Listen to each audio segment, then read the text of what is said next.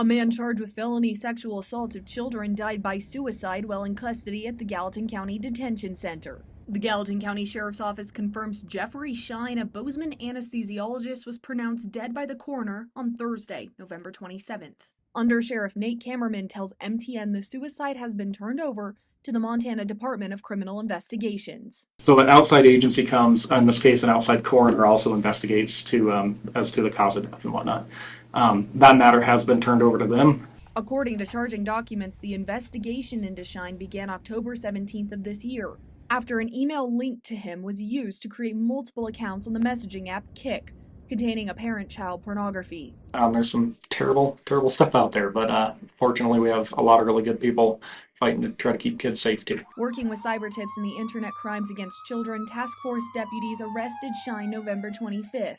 We have a dedicated ICAC detective here in Gallatin County Sheriff's Office and have that program up and running here so that we can address threats that come into our direct community here. Charging documents allege Schein engaged in explicit conversations with multiple users about sexually molesting male children, and claimed he once had, quote, hundreds of images of minors before losing them in a storage crash. Schein was a local anesthesiologist with the Gallatin Valley Anesthesia Associates and had privileges at the hospital since 2019. Schein also worked at other local medical facilities. Regarding workplace or anything like that, that is all part of the greater investigation going on.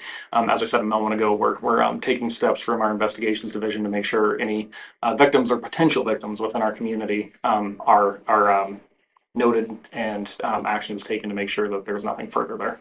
According to hospital policy, they conduct background checks every 2 years. Anesthesiologists have limited contact with patients and are never alone with them, making it unlikely he was ever alone with a minor. In this statement from Bozeman Health, they say, quote, "We had no prior knowledge of the investigation and were not contacted by law enforcement during their investigation.